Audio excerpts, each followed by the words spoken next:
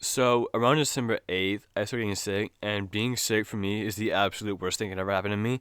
I have a bad immune system, so every time I get sick, it will literally wipe me out for a couple of days. And wherever I had me out for almost a week and a half.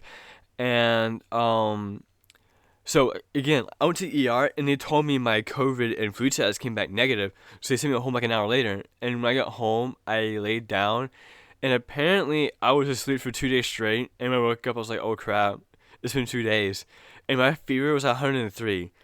I never had a fever 100 before. That was the first time my fever was that high. My coworker did tell me he had the Chinese flu, so that could be a possibility.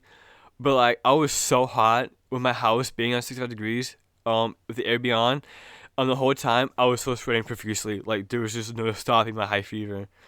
And towards the end of being sick, my whole body felt like it was in a puddle of my own sweat. And I had no strength. And every time I tried to move, the world around me would be so disorienting. I couldn't like I would have to stop moving. And I haven't been drunk before, but if I had to describe my experience, it might sound like I was drunk. Also, the first time I had used a cane was a few days ago, where I was so out of it. I used a cane to get to my bed to the bathroom, because again I was so out of it. And even now, I'm still recovering, and with Christmas right around the corner, I'm staying home for the holidays. My lungs are just so sore from all the coughing that I had to do. And I tried going to the urgent care because I did need some medicine. And without insurance, it was like over $200. So I just said, nah, I'll walk it off. And the funny thing is, when I was first going to the ER, I couldn't drive because I was like so out of it that I had an ambulance. And the guy who was picking me up, he looked like he was also dead inside, like me. And so every time he was to ask me a question, I couldn't understand him. I don't know if he was out of it or if I was out of it or we was both out of it.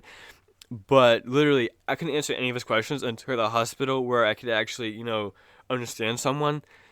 And the person in the ambulance was trying to tell me that I had a fever like 103.1, and that my heart rate, my resting heart rate was at 130.